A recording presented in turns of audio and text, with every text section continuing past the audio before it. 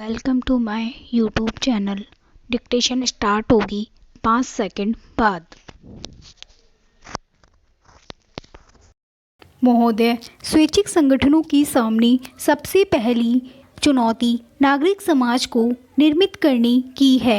उनमें राज्य और बाजार के बजाय नागरिक समाज को परिभाषित और प्रस्तुत करने की अपेक्षा की जाती है।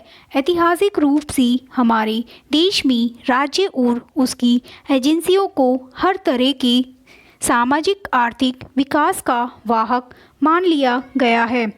इसके साथ ही मुक्त बाजार को भी विकसित किया गया है, पर एक सीमा तक ही। आज मुक्त बाजार की अवधारणा को इस तरह प्रस्तुत किया जा रहा है जैसे वही सारी बीमारियों की रामबाण औषधि है, लेकिन जैसे राज्य के प्रभुत्व वाला विकास का ढांचा समस्या का हल नहीं हो सकता, वैसे यह भी नहीं। आवश्यकता है तीसरे पक्ष यानी नागरिक समाज को विकसित करने की। नागरिक समाज से यहाँ मेरा आश्रय लोगों, परिवारों और समुदायों के उस संगठन से है जो एक ओर सरकार से और दूसरी ओर आर्थिक उद्यमों से स्वायत्त है। यह आवश्यक है कि जो एक ओर सरकार से और दूसरी ओर आर्थिक उद्योगों से और साथ ही बाजार में कार्यरत संस्थाएं उस जनता के प्रति जवाबदेह हो जिसका प्रतिनिधित्व नागरिक समाज के सामूहिक संगठन करते हैं। उपभोक्ता संघ, जन संगठन, सामाजिक आंदोलन, ग्रामीण संगठन, युवाओं व महिलाओं की संगठन, पर्यावरण व मानव अधिकारों पर काम करने वाले संगठन सभी स्वैच्छिक विकास संगठनों के साथ एक ही ताने बाने के अंग हैं। आवश्यकता इस ताने बाने को सुदृढ़ करने की है। सरकार टिके रहने की चुनौती से आश्रय केवल भौतिक रूप से टिकाऊ होने मात्र से ही नहीं है, बल्कि इसका आश्रय इस बात से भी है कि आने वाले समय में स्वैच्छिक संगठन अपने स्वयं के संसाधन किस प्रकार निर्मित करेंगे। यह वास्तव में बौद्धिक और संस्थागत टिकाऊपन को सुनिश्चित करने की भी चुनौती है। हो सकता है कुछ संगठनों ने अपनी समस्याओं का हल निजी तौर पर निकाल लिया हो, पर इस संबंध में सामूहिक और क्षेत्रीय सोच आवश्यक है, जिसका अभाव नजर आता है। स्वयं समाज के भीतर से विशेषकर मध्यम वर्ग से संसाधन और सहायता जुटाने की जरूरत है। इस दृष्टि से मध्यम वर्ग को समकालीन भारत की वास्तविकता के एक अभिन्न अंग के रूप में मान्यता देनी होगी। इसी तरह संगठनों के रूप, आकार और क्षमता पर भी एक नए सिरे से विचार करने की आवश्यकता है। बदलती हुई राष्ट्रीय और अंतर्राष्ट्रीय संदर्भ में यह आवश्यक है। आज के दशक में जो बातें प्रासंगिक थी वे आगे के दशक में भी प्रासंगिक हो, यह आवश्यक नहीं।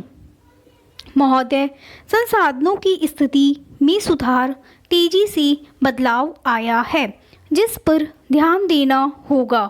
अलग अलग अवधियों में अपने को प्रासंगिक बनाए रखना भी स्वैच्छिक क्षेत्र के लिए एक अहम चुनौती है। यह स्पष्ट है कि सरकार धीरे धीरे अपना पुनर्गठन कर रही है और बहुत संभव है कि आने वाले समय में यह कई क्षेत्रों से अपने हाथ खींच ले।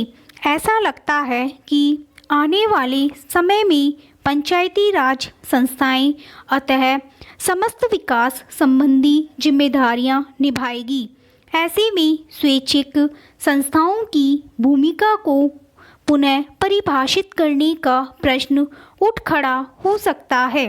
स्वैच्छिक संस्थाओं पर पंचायतों के कार्य में सहायता करने और उन्हें विकास का उपयोगी उपकरण बनाने की जिम्मेदारी आएगी, जिसके लिए उन्हें अपने को तैयार करना होगा। आधार स्तर पर प्रयोग करने मात्र से ही काम नहीं चलेगा, बल्कि ऐसी स्थानीय संस्थागत विधियां विकसित करनी होगी जो पंचायतों को उपलब्ध संसाधनों का उपयोग करने में सक्षम और समर्थ बनाए। पूर्व का दशक स्वैच्छिक क्षेत्र के लिए एक अलग और विशिष्ट पहचान विकसित करने का दशक था। इस दशक में इस क्षेत्र से ट्रेड यूनियनों, राजनीतिक दलों, सामाजिक आंदोलनों और अकादमियों, जगत आदि जैसे समाज के अन्य क्षेत्रों के साथ अपने संबंधों की उपेक्षा की। बदली हुई परिस्थिति में यह स्पष्ट नज़र आता है कि संसाधनों का अधिक कुशलतापूर्वक उपयोग करने और समस्याओं को समग्रतापूर्ण दृष्टिकोण से समझने व हल करने के लिए अन्य क्षेत्रों के साथ सहयोग आवश्यक है। समाज के अन्य क्षेत्र भी इस आवश्यकता को समझ रहे हैं।